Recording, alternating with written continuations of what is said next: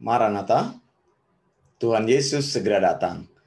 Saya Wanda Dumais dari Sydney, Australia. Selamat malam saya ucapkan untuk teman-teman di Facebook. Dan terima kasih untuk Anda yang selalu merindukan mempelajari sound doctrine. Maka kami juga ingin selalu memberikan kepada Anda pengajaran-pengajaran yang berkualitas. Tentu saja pengajaran-pengajaran tersebut adalah pengajaran sound doctrine atau ajaran yang sehat.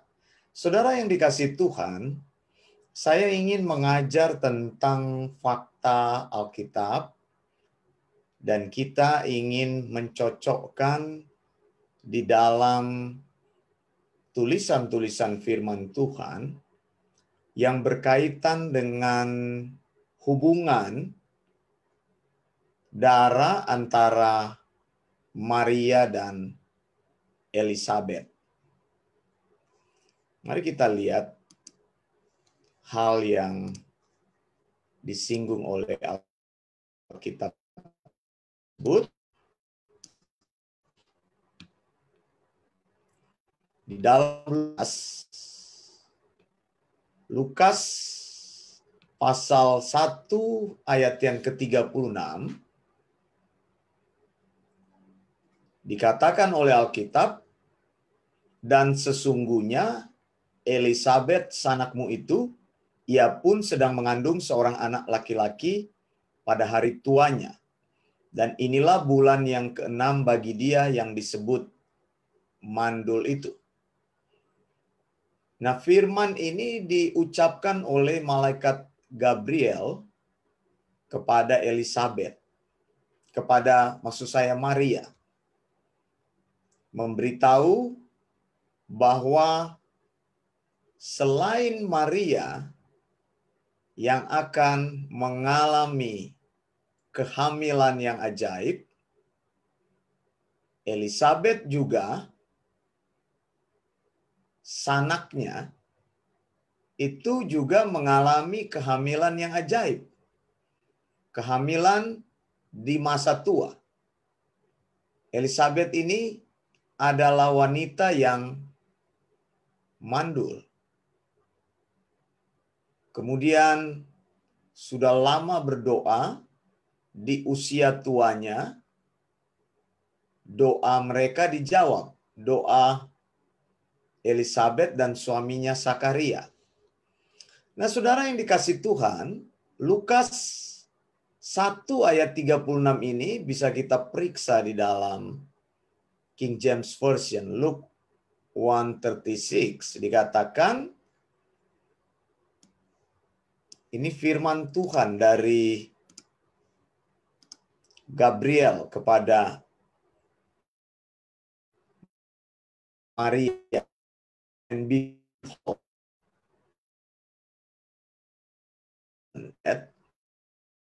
she has also conceived a son in her old age. And this is the 6th month with her, who was called barren. Nah, saudara, jelas disebutkan oleh Alkitab bahwa Elizabeth adalah sepupu dari Maria. Kata sepupu dalam bahasa aslinya disebut dengan sigenes. Ya, di sini sigenes. Elizabeth sigenes. Nah, saudara yang dikasihi Tuhan, kata sigenes ini berarti relatif, kemudian juga berarti kedua orang ini mempunyai hubungan darah, muncul dari keluarga yang dekat. Ada persoalan di sini kalau kita teliti di Alkitab. Jadi Maria dan Elizabeth ini saudara sepupu. Begitu ya, muncul dari satu garis keturunan. Nah, kalau kita melihat Alkitab, dikatakan dalam Lukas 1 ayat 5, pada zaman Herodes, Raja Yudea, adalah seorang imam yang bernama Sakaria dari rombongan Abia. Istrinya juga berasal dari keturunan Harun.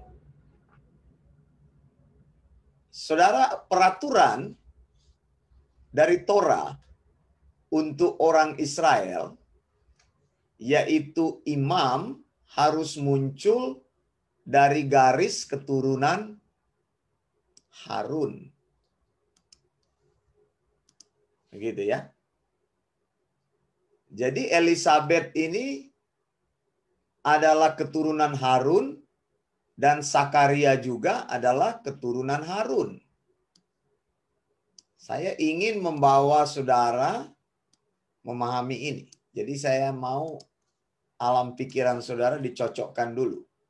Jadi Sakaria keturunan Harun, keturunan imam, keturunan Lewi, dan Elizabeth juga adalah keturunan Harun yang juga keturunan Lewi. Begitu. Harun ini adalah saudaranya Musa. Dan mereka adalah orang-orang yang dipakai secara khusus untuk melayani di Bait Allah. Kita tahu suku Israel itu ada 12 anak dari Yakub. Yakub punya anak 12 yang laki-laki. Dan 12 orang ini adalah cikal bakal dari orang Israel. Nah, saudara, salah satu keturunannya yang dipilih, dikhususkan untuk melayani pekerjaan Tuhan di Bait Allah adalah suku Lewi. Dan yang secara khusus menjadi imam adalah orang-orang yang dari keturunan Harun. Elizabeth adalah keturunan dari Harun. Nah, sekarang saya ingin mencocokkan fakta ini. Dikatakan oleh Alkitab Elizabeth, sepupu dari Maria, ya, sepupu dari Maria mengandung 6 bulan lebih awal dari Maria. Nah, kita sering menyebut atau mendengar dikhotbahkan anak dari Elizabeth dan Sakaria itu adalah Yohanes Pembaptis. Kita sering mendengar Yohanes Pembaptis karena mamanya Elizabeth dan Maria saudara sepupu, maka otomatis Yesus dan Yohanes Pembaptis bersaudara juga. Begitu kan? Apakah itu betul? Nah, kita akan lihat. Nah, saudara yang dikasih Tuhan, saya mau menunjukkan di sini fakta dari Alkitab lain. Matius pasal 1. Dikatakan, inilah silsilah Yesus Kristus, anak Daud, anak Abraham. Nah, Alkitab katakan, Yesus adalah keturunan yang muncul dari garis keturunan Daud. Lihat di sini. Abraham memperanakan Ishak. Kemudian Ishak memperanakan Yakub, ya kan? Ini Yakub adalah bapa leluhur dari orang Israel. Yakub memperanakan Yehuda. Lihat, garis keturunan yang diambil adalah Yehuda dan saudara-saudaranya, ya. Karena mau diambil garis keturunan Yehuda, dan Yehuda ini sesuai dengan nubuatan Kejadian 49 ayat 10, adalah suku yang mendapatkan mandat sebagai raja. Jadi suku yang akan kelak menjadi raja. Kalau saudara baca Kejadian 49 ayat 10.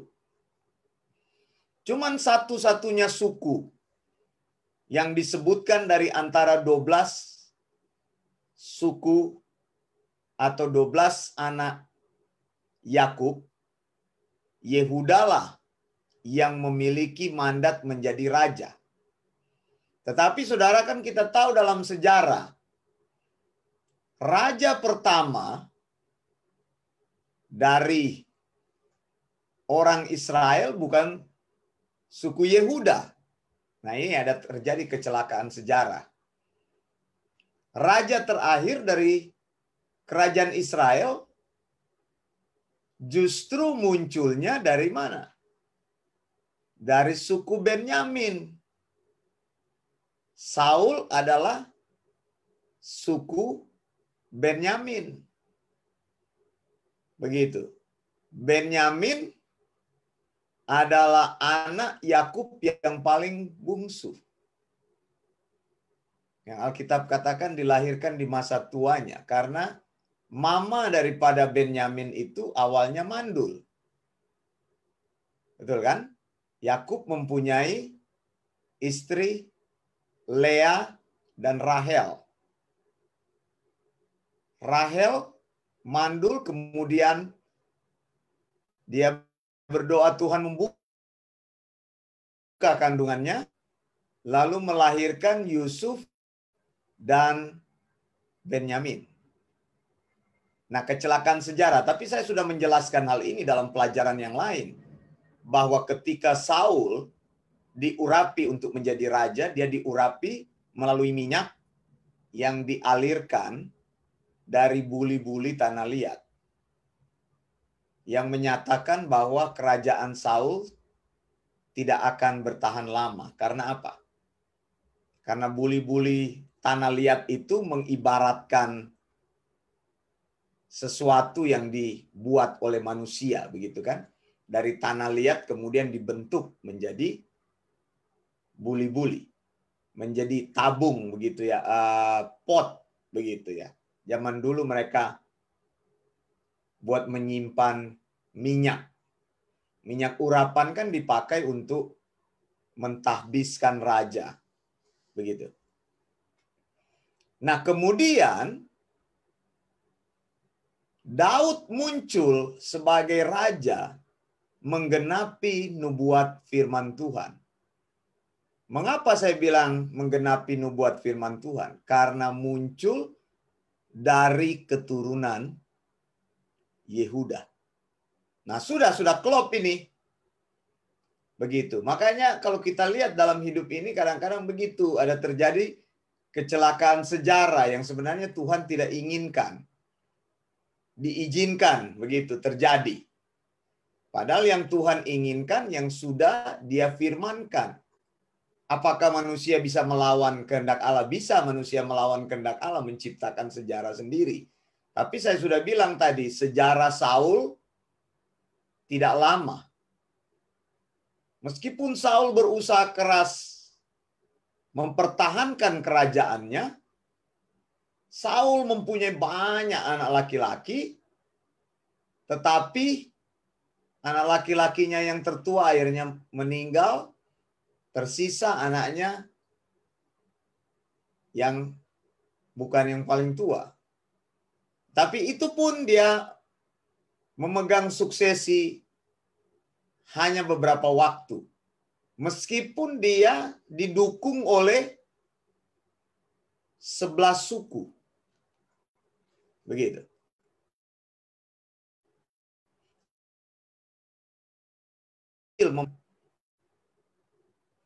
Kerajaan mereka.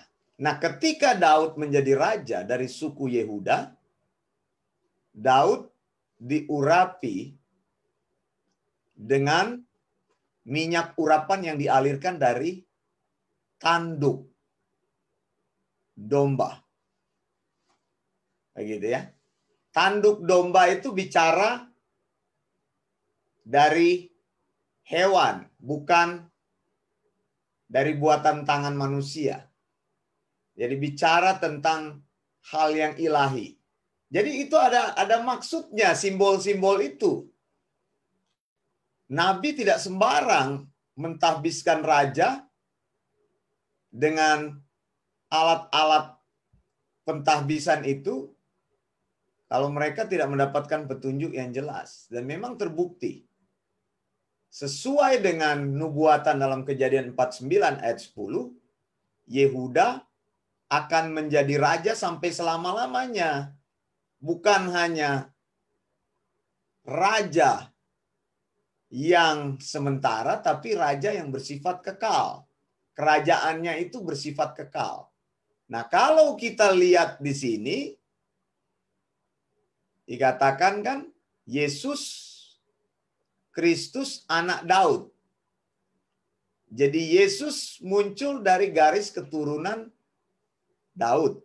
Nah, tetapi mengapa saudara, tadi saya bilang, mengapa Alkitab mengatakan bahwa Elisabet yang berasal dari keturunan Harun atau suku Lewi bersaudara dengan Maria? Berarti Maria itu berasal dari keturunan Lewi. Betul nggak? Bagaimana saudara? Anda yang mendengarkan saat ini secara live, bagaimana cara kita memecahkan persoalan ini? Sedangkan Alkitab katakan Yesus adalah muncul dari keturunan Yehuda. Tapi di dalam ayat ini Lukas menuliskan spesifik bahwa Yesus ibunya itu berasal dari keturunan Lewi. Kenapa? Buktinya dia bersaudara dengan Elisabet. Nah, bagaimana ini? Apakah Alkitab adalah sebuah cerita dongeng? Atau bagaimana? Kenapa faktanya bertentangan? Saya akan menunggu saudara menjawabnya. Nah, saya akan menyapa dulu teman-teman yang sudah hadir di live pada saat ini. Saya ingin menyapa Ibu Renata Tangkilisan di Amstelveen, Amsterdam, atau di Holland, di Belanda. Terima kasih untuk Ibu Renata Tangkilisan. Selamat siang ya, atau selamat pagi ya. Hari ini masih pagi ya, jam 11 pagi di Amstelveen, Amsterdam. Terima kasih untuk kehadirannya pada malam hari waktu Sydney. Nah, saudara, sambil saya menyapa, engkau berpikir dulu, kalau ada jawaban, engkau berikan jawaban. Tuliskan di kolom komentar, mengapa Yesus dikatakan adalah anak Daud dari keturunan Yehuda.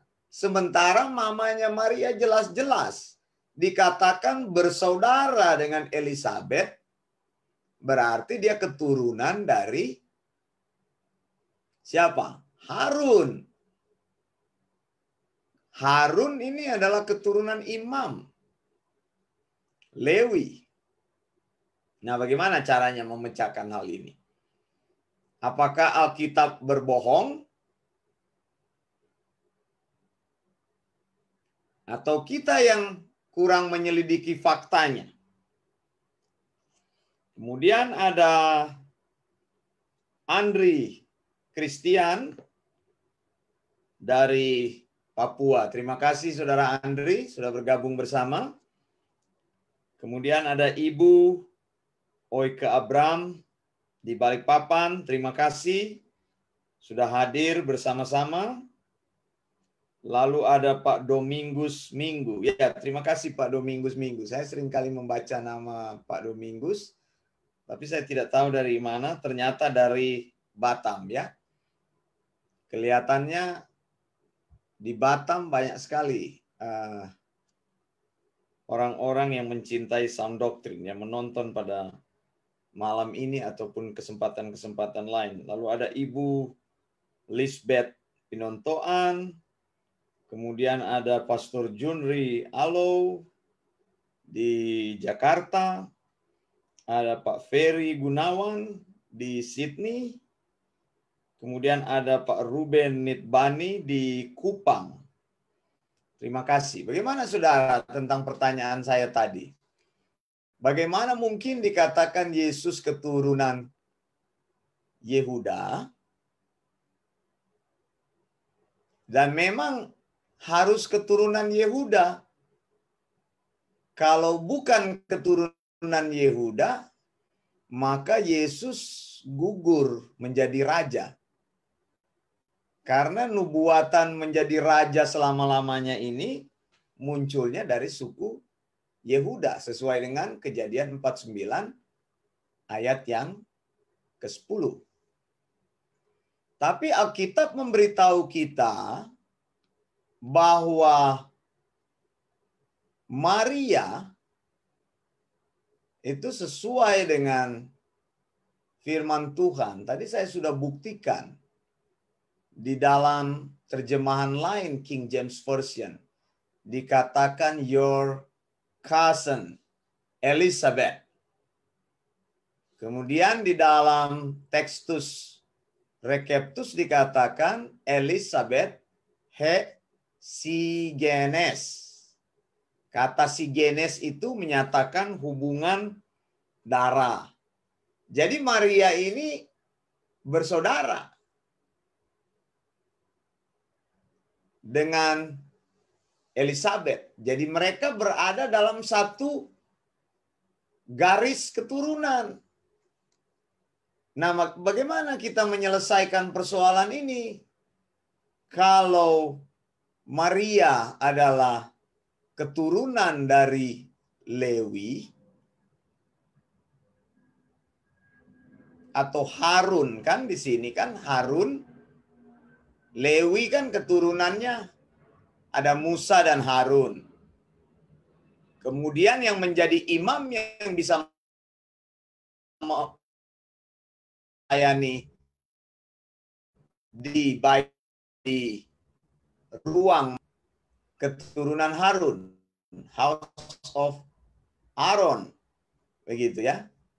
Nah, Maria dan Elizabeth ini bersaudara. Keturunan Harun ini adalah Elizabeth dan Sakaria.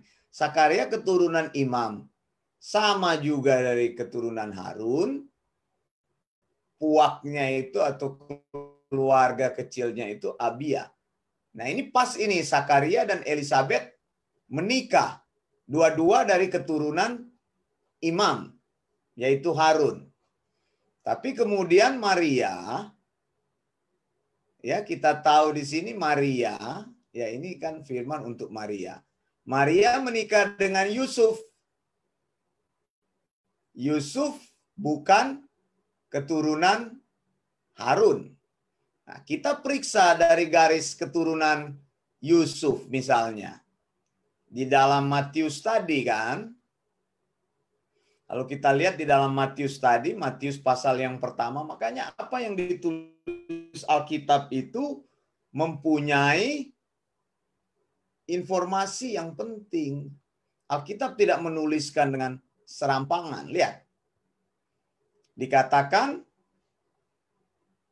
Yakub, ya di sini kan dikatakan Eliud memperanakan Eliezer, Eliezer memperanakan Matan, Matan memperanakan Yakub, Yakub memperanakan Yusuf, suami Maria, yang melahirkan Yesus yang disebut Kristus.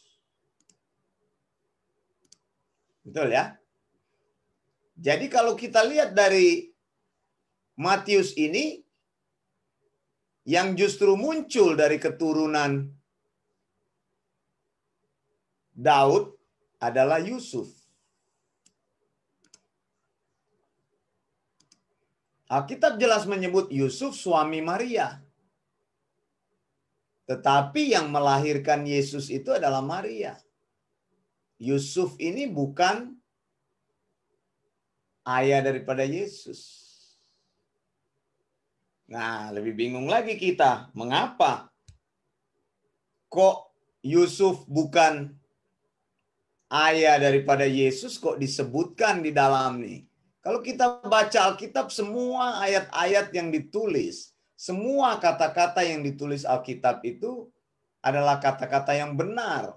Jadi ada artinya semua penulisan-penulisan Alkitab. Misalnya di dalam silsilah ini. Coba saudara pikirkan dengan baik, mengapa Yusuf, suami Maria, diambil sebagai garis keturunan yang melahirkan Yesus.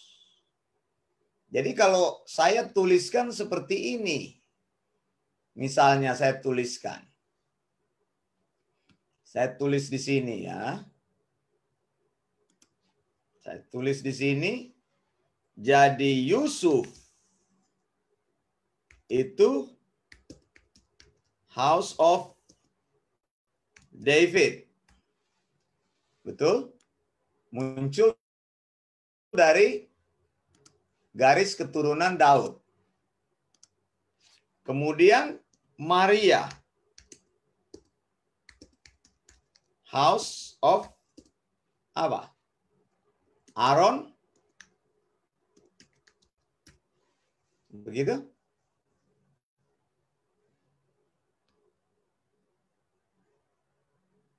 Jadi bagaimana mau memecahkan ini? Kalau kita katakan Yesus adalah keturunan Daud dari garis keturunan Yusuf, maka fakta ini bisa disangkal. Mengapa? Karena Yusuf bukan ayahnya Yesus. Bagaimana mungkin menarik garis keturunan yang tidak berhubungan dengan dia? Tapi kalau kita menarik garis Maria dari keturunan Harun, kan tadi disebutkan bahwa Maria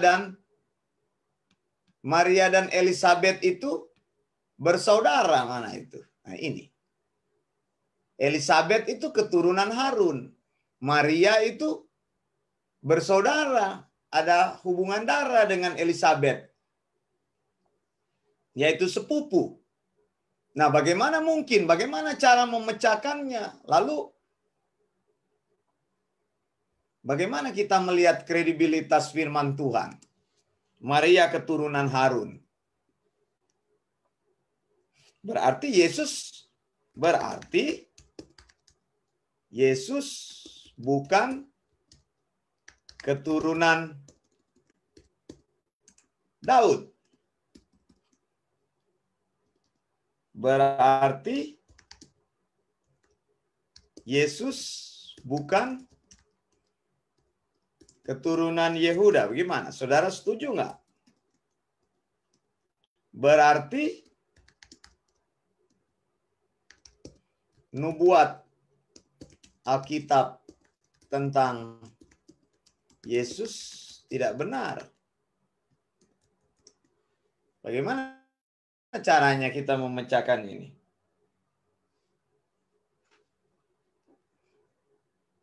Bagaimana? Saudara yang mendengarkan ini, ada jawaban? Saya sedang bertanya kepada saudara yang mendengarkan. Bagaimana kita mengkelopkan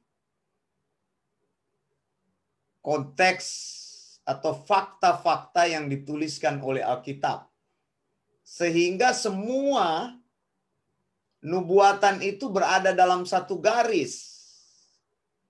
Alkitab jelas menyebutkan, Gabriel jelas menyebutkan Elizabeth, sanakmu. Dan di dalam bahasa Inggris kata sanak itu adalah cousin, sepupu. Di dalam Textus Receptus Alkitab bahasa asli dipakai kata sigenes, kai ido, Elizabeth he sigenes, so kai aute, sunelile poya, huyon en gera autes kai otos, kemudian men ektos estin autete, kalomen steira. Jadi di sini ada kata sigenes. Lalu kalau begitu, Bagaimana caranya ini kita mau memecahkan ini misteri ini? Yesus itu adalah keturunan Daud. Yusuf adalah keturunan Daud. Apakah kita harus mengkaitkan Yesus dari keturunan Yusuf? Sedangkan Yusuf ini bukan ayahnya Yesus. Sedangkan kalau kita tarik garis Maria, dikatakan tadi Maria itu adalah mempunyai darah Harun, suku Lewi. Gimana ini? Yesus berarti bukan keturunan Daud. Berarti Yesus bukan keturunan Yehuda. Tambah lagi di sini, berarti Yesus keturunan Lewi. Bagaimana saudara? Apakah engkau setuju dengan teori ini? Mana ini? Belum ada yang memberikan respon ini, yang menonton ini. Apakah engkau memperhatikan nubuat ini? Bagi Anda yang mendengarkan juga Anda bisa merespon. Bagaimana caranya kita memecahkan persoalan ini? Karena keyakinan saya bahwa Yesus adalah anak Maria, bukan anak Yusuf. Dan itu adalah fakta Alkitab. Karena Maria mengandung Yesus bukan dari benih Yusuf. Itu sebabnya dikatakan ini adalah kelahiran perawan. Nah, banyak orang salah menafsirkan. Maksudnya bukan Maria setelah melahirkan Yesus masih tetap perawan. Bukan, saudara. Maksudnya Yesus disebut itu kelahiran perawan karena dia dikandung oleh seorang perawan. Tidak dikandung dan dilahirkan dari hubungan seksual antara pria dan wanita.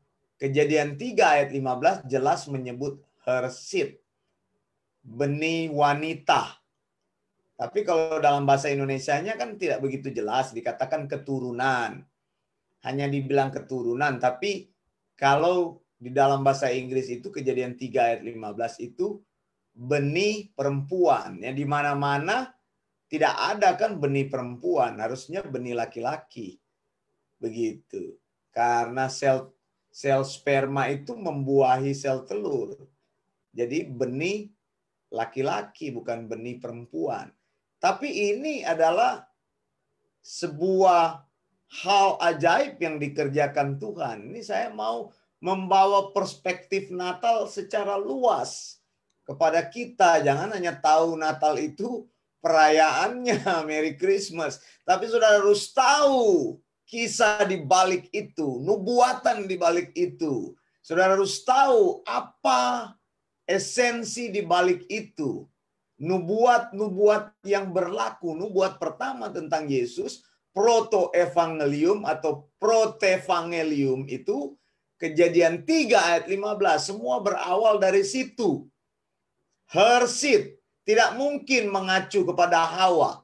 Karena Hawa mempunyai suami, Adam. Begitu, cuma kan Hawa tidak memahami hal itu. Maka ayat ini ditafsirkan kepada satu-satunya wanita yang mengandung anak tanpa campur tangan seorang suami. Dan itu sebabnya ketika Gabriel datang kepada Maria, dikatakan bahwa anak yang akan kau kandung adalah dari Roh Kudus. Sementara Maria masih berpikir bahwa ini sesuatu yang tidak mungkin. Tidak mungkin. Gabriel berkata, Lukas 1:7, sebab bagi Allah tidak ada yang mustahil. For nothing shall be impossible with God.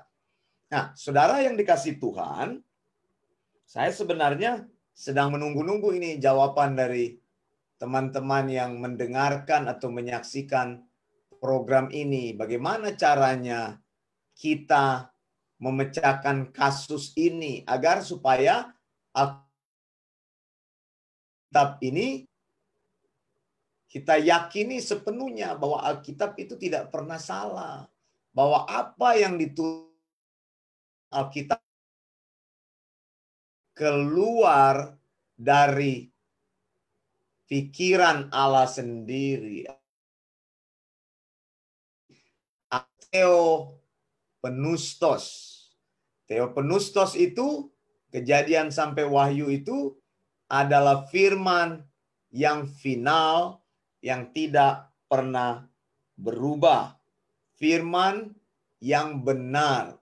Firman yang mengatur semua praktek beriman kita, ajaran dan praktek beriman orang percaya. Baik, saudara, saya akan menjelaskan hal ini. Nah, saudara yang dikasih Tuhan, untuk menjelaskan hal ini, kita perlu melihat Imamat 22 ayat 12. Nah, ini Imamat 22 ayat 12. Ini adalah ayat yang akan menjelaskan. Itu. Firman Tuhan akan jadi hidup bagimu apabila engkau menyelidiki firman Tuhan. Firman Tuhan yang sulit akan dijelaskan oleh bagian firman Tuhan lain. Imamat 22 ayat 12 katakan, apabila anak perempuan imam bersuamikan orang awam ya, janganlah ia makan persembahan khusus dari persembahan-persembahan kudus. Nah, ini yang ingin tahu apa itu Pak Wanda persembahan khusus, apa itu persembahan-persembahan kudus. Nah, ikut kelas persepuluhan supaya tahu, saudara. Begitu kan kita nih ada kelas Eleos persepuluhan setiap hari Sabtu pagi yang disampaikan dari Minnesota, Amerika Serikat. Ikut, nanti dijelaskan. Semuanya ada maknanya. Apa itu persembahan khusus? Apa itu? Saudara, saya mau singgung sedikit. Nanti saudara ikut. Kelas persepuluhan akan dijelaskan. Kelas Eleos itu persembahan apa? Bahwa imam itu mendapat persembahan khusus dari setiap orang Israel. Sebelum orang Israel memotong hasil panen, hasil tanahnya dan hasil ternaknya, maka mereka membawa dulu teruma, yaitu persembahan khusus, ya kan? Ini kan dikatakan. Persembahan khusus kepada siapa? Kepada imam. Nah, keistimewaan imam adalah imam menerima persembahan khusus. Nah, hamba Tuhan modern itu bukan imam. Jangan karang-karang, saudara. Pendeta itu bukan imam. Ada yang bilang juga imam Lewi. Imam Lewi bagaimana? Anda tidak bisa membedakan antara Lewi dan imam. Lewi itu yang melayani di bait Allah. Kalau imam itu adalah orang-orang yang mengepalai, gitu ya, pelayanan. Mereka adalah orang-orang yang khusus dipakai oleh Tuhan, bahkan bisa masuk ke ruang maha suci. Begitu. Nah, Alkitab katakan anak perempuan imam apabila dia menikah dengan orang awam, boleh nggak anak imam menikah dengan orang awam? Boleh.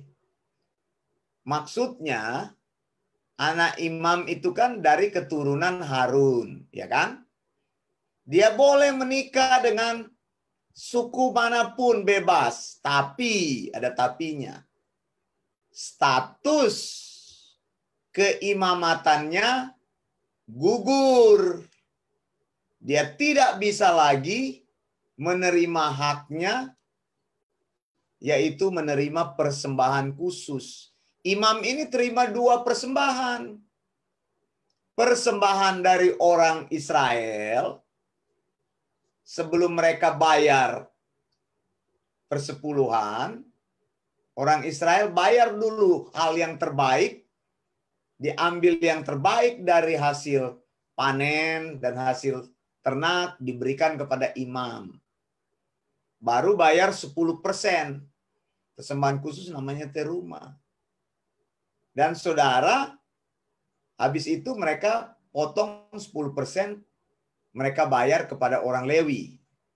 Nah, orang Lewi yang menerima persembahan dari orang Israel, dipotong lagi 10%. Orang Lewi juga bayar persepuluhan. Nah, ya kan? Nah, ini makanya cara pembayaran persepuluhan itu begitu. Makanya tidak bisa diterapkan di dalam gereja. Begitu. Nah, saudara, orang Lewi membayar persembahan 10% yang mereka terima, tithing of tithing, itu disebut terumat maaser. Persembahan yang mereka bayar kepada imam. Jadi imam terima double. Terima dari orang Israel, terima dari orang Lewi. Imam nggak pernah bayar persepuluhan, enggak. Begitu, karena memang mereka kerjanya apa? Mereka kerjanya khusus. Sebagai pengantara, mereka dikhususkan. Gitu. Nah, saudara, di sini dikatakan bahwa bila ada anak perempuan imam memutuskan menikah dengan orang yang bukan imam, maka haknya gugur. Dia tidak boleh menerima persembahan dan dia tidak boleh makan persembahan yang diberikan tadi yang saya sudah bilang. Nah, di dalam Bilangan 36 ayat 36 menulis, Tuhan bilang bahwa orang Israel boleh kawin dengan siapa saja asal, ya, ada asal. Mereka kawin di lingkungan salah satu kaum dari ayahnya. Jadi orang Israel boleh menikah ya di dalam lingkungan mereka sendiri. Jadi intermarriage namanya, perkawinan antar suku dibolehkan. Jadi suku Yehuda boleh menikah dengan suku Lewi, boleh. Begitu. Apabila, nah ini kita rekonstruksi di sini. Apabila wanita dari suku Lewi menikah dengan pria dari suku atau katakanlah dari house of Aaron, ya, menikah dengan pria dari house of David, maka sesuai dengan firman Tuhan ini, wanita tersebut kehilangan hak sebagai suku Harun. Maka dalam penyebutan, maka keturunan selanjutnya, misalnya dia mempunyai anak tersebut disebut suku atau House of David. Jadi dari sini bisa mengerti ya. Dari sini bisa mengerti. Jadi, saudara, di sini bila ada wanita dari keturunan Harun menikah dengan pria dari keturunan Daud, maka keturunan selanjutnya akan disebut keturunan Daud. Berarti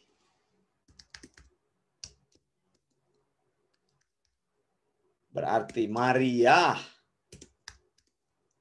ibunya itu adalah keturunan Harun. Kemudian ayahnya adalah keturunan Yehuda. Coba kita lihat apa yang dijelaskan oleh Lukas pasal 3. Nah, untuk melihat keturunan Yesus yang lebih baik, itu harus dilihat dari Lukas 3. Lukas 3 ayat 23. Lihat ya, saya tunjukkan rahasianya. Ketika Yesus memulai pekerjaannya, ia berumur 30 tahun. Oke. Dan menurut anggapan orang, ia adalah anak Yusuf, anak Eli.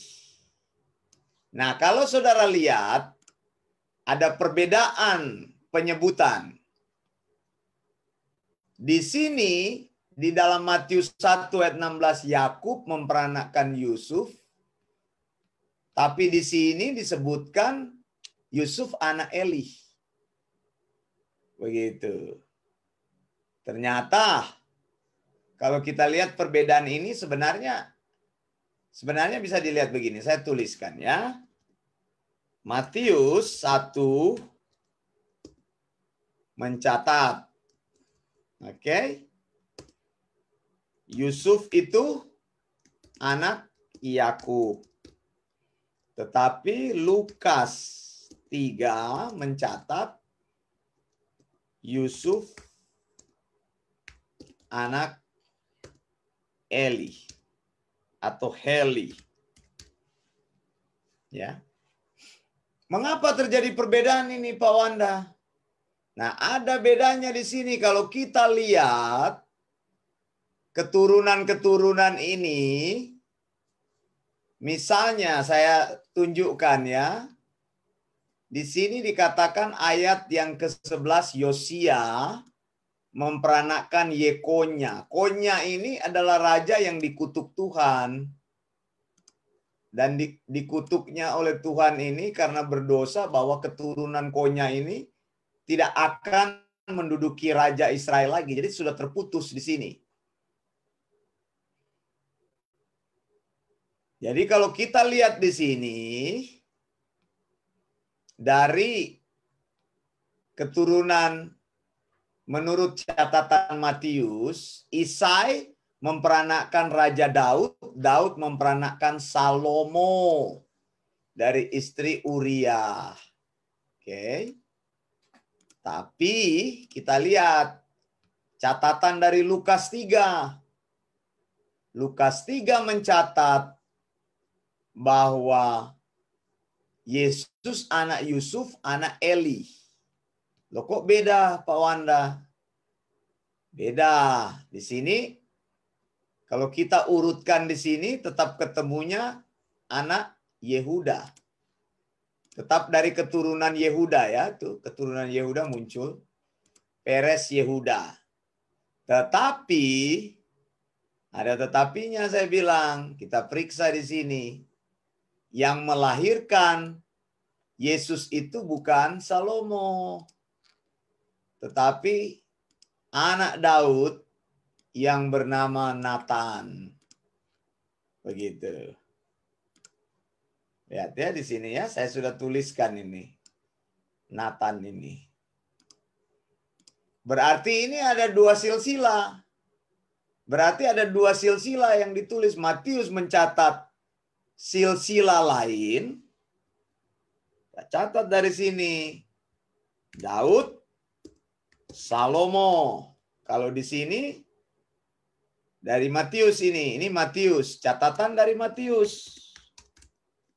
Sementara catatan dari Lukas, Daud, dan siapa? Nathan. Iya kan? Nah, bagaimana menyelesaikan konflik ini antara Lukas 3 dan Matius 1? Lukas 3 menuliskan silsilah Yesus dari silsilah Maria. Jadi Eli ini sebenarnya adalah ayah Maria. Bukan ayah dari Yusuf. Tetapi karena wanita tidak pernah dituliskan di dalam silsilah keturunan, Lukas lebih akurat menuliskan silsilah daripada Matius. Kalau di dalam Matius kita lihat muncul wanita-wanita. Kata-kata wanita, lihat. Mana itu? Nih ada di sini nih, Boas. Salmon memperanakan Boas dari Rahab, muncul Rahab di sini. Ya. Rahab muncul di sini. Kemudian Ruth juga muncul. Lihat, Ruth muncul. Lalu Salomo juga istrinya Uria muncul. Begitu ya. Tapi kalau kita lihat tulisan daripada Lukas, Lukas menuliskan semuanya pria. Konteks orang Yahudi justru muncul di Lukas. Padahal selama ini orang percaya Matius menulis kepada orang Yahudi. Lihat cara Lukas menyamarkan. Jadi sebenarnya bagaimana menyelesaikan ini? Yusuf itu sebenarnya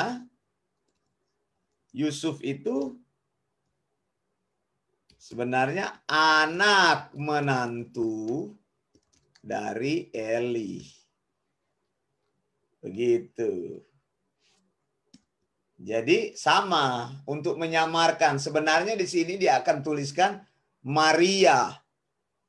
Ia adalah anak Maria, anak Eli. Tapi dia menghindari penulisan wanita di situ, muncullah Yusuf. Begitu sama aja, Yusuf anaknya Eli. Kenapa? Karena Yusuf menikah dengan Maria, jadi anak menantu. Nah, saudara, jadi di sini kita sudah bisa memecahkan persoalan ini.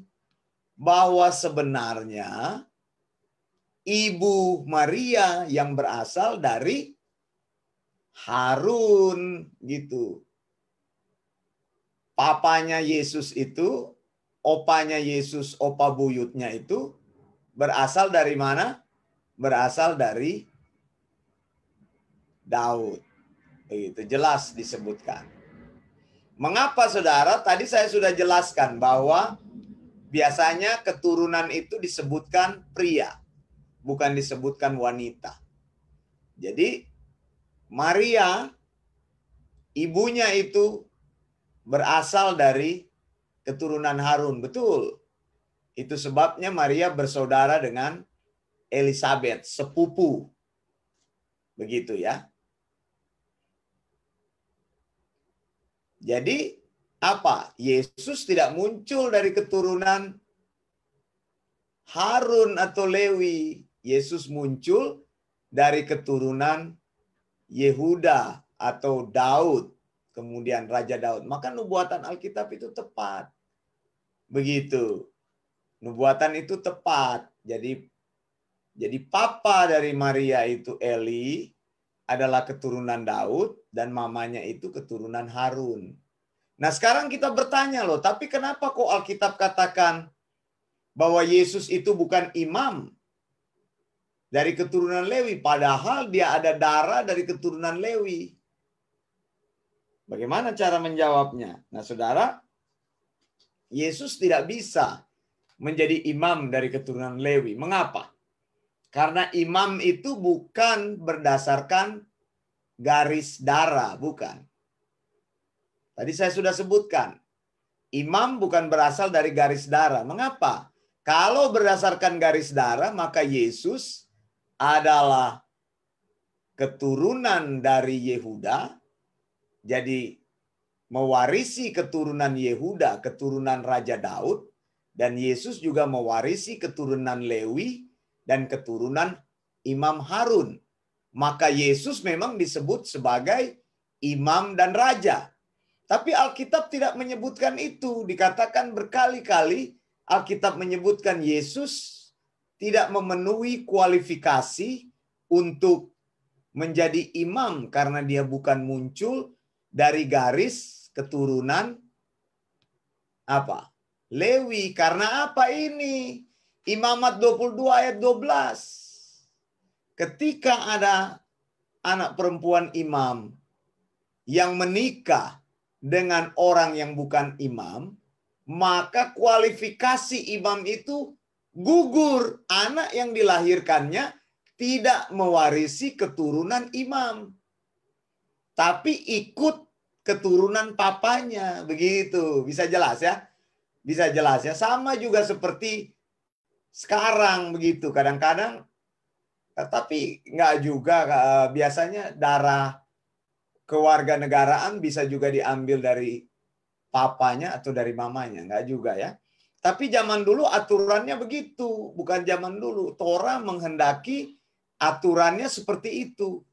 Bahwa untuk memenuhi kualifikasi sebagai imam, harus dari papanya.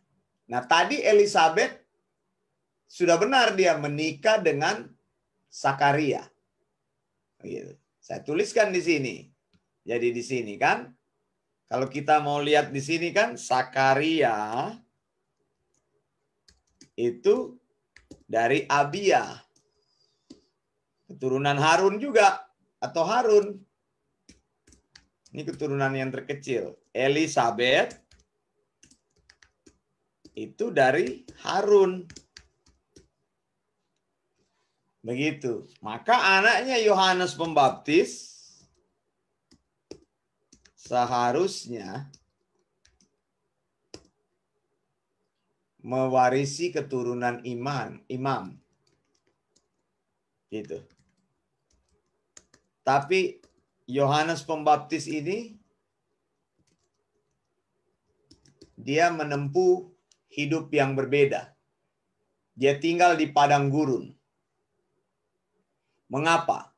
Karena Yohanes Pembaptis ini adalah orang yang secara khusus dipanggil oleh Allah. Dia tidak melayani di bait Allah, tapi dia melayani sebagai orang awam yang membuka jalan bagi Yesus. Lihat, Allah ada pengecualian-pengecualian. Kalau Allah sudah panggil, maka orang itu akan berada di jalur yang semestinya. Jadi di sini sudah jelas ya, saya sudah menjelaskan bagaimana keturunan itu akhirnya bisa kita pecahkan. Jadi Yesus memang berasal dari keturunan Daud. Dari opanya itu Eli. Dan diturunkan dari Nathan, anak Daud. Sebenarnya jadi kalau saudara mau lebih valid melihat keturunan, lihat di dalam Lukas pasal 3. Nah ini khusus mengenai Yekonya, ini ada nubuat. Lihat, Yeremia 22:24-30. Demi aku yang hidup, demikianlah firman Tuhan, bahkan sekalipun Konya ini atau Yekonya ya, Konya itu atau Yekonya sama. Raja Yehuda adalah sebagai cincin meterai pada tangan kananku. Namun aku akan mencabut engkau. Lihat, kutukan Tuhan. Kutukan Tuhan di sini berlaku untuk Yekonya. Dicabut katanya dia. Lihat, aku akan menyerahkan engkau ke dalam tangan orang-orang yang berusaha mencabut nyawamu, ke dalam tangan orang-orang yang engkau takuti, ke dalam tangan Nebukadnezar Raja Babel, ke dalam tangan orang-orang Kasdim. Aku akan melemparkan engkau serta ibumu yang melahirkan engkau ke negeri lain, bukan tempat kelahiranmu. Di sanalah engkau akan mati. Lihat, nubuatan Tuhan. Dia tidak mati di Israel atau di tanah Yehuda. Tetapi ke negeri yang mereka rindukan untuk kembali ke situ, mereka tidak akan kembali. Kemudian ayat 30 dikatakan, catatlah baik-baik. Dikatakan, beginilah firman Tuhan, catatlah orang ini sebagai orang yang tak punya anak, Ya, dia tidak mempunyai keturunan. Sebagai laki-laki yang tidak pernah berhasil dalam hidupnya, sebab seorang pun dari keturunannya tidak akan berhasil duduk di atas tahta Daud dan memerintah kembali di Yehuda. Siapa itu konya? Lihat di sini. Di dalam Matius 1 ayat 11, Yosia memperanakkan Yekonya pada waktu pembuangan ke Babel. Ya kan? Jadi dia dikutuk Tuhan. Nah, makanya kita melihat garis keturunan yang lebih valid adalah Yesus dari keturunan mamanya. Jadi Maria itu memang berasal dari dua suku ya, intermarriage. Yaitu kalau mau dibilang Yesus dari keturunan imam, kelihatannya bisa begitu, tapi dalam cara apa itu Torah tidak dibenarkan begitu, saudara ya. Begitu. Tadi saya sudah bilang, orang yang perempuan yang menikah dengan orang biasa, anak imam, maka dia tidak bisa lagi mendapatkan haknya sebagai imam. Anak yang dilahirkannya juga tidak mempunyai kualifikasi imam. Jadi Yesus tidak menyebut dirinya sebagai keturunan Lewi atau keturunan dari Harun. Tetapi kualifikasi Yesus adalah Yesus seperti yang dikatakan Alkitab. Yesus adalah anak Daud dari keturunan Yehuda. Baik. Saudara yang dikasihi Tuhan, saya ingin menyapa dulu sebelum saya mundur. Sudah ada Ibu Vita Mylor Ekel di Minnesota, Amerika Serikat. Terima kasih untuk Minnesota. Ibu Christine di Batam. Terima kasih Ibu Christine yang sudah bersama dengan kami. Ada Pak Charles Raharja, ada Pak Roman Narek, ada Opung Adelia. Terima kasih untuk Opung Adelia dan semua teman-teman yang sudah hadir pada malam hari ini yang tidak bisa saya sebutkan satu persatu. Kita akan jumpa lagi dalam kesempatan berikutnya. Saya akan terus membawa fakta-fakta Natal yang Anda belum ketahui, menyingkapkan sisi lain dari kelahiran Yesus Kristus dan berbagai hal yang terkait dengan kelahiran Yesus Kristus yang tidak pernah diajarkan atau tidak pernah Anda dengar di tempat manapun. Saya Wanda Dumais dari Sydney, Australia. Saya mau ucapkan Maranatha, Tuhan Yesus segera datang, Tuhan Yesus pasti datang, Tuhan Yesus akan datang. Blessings.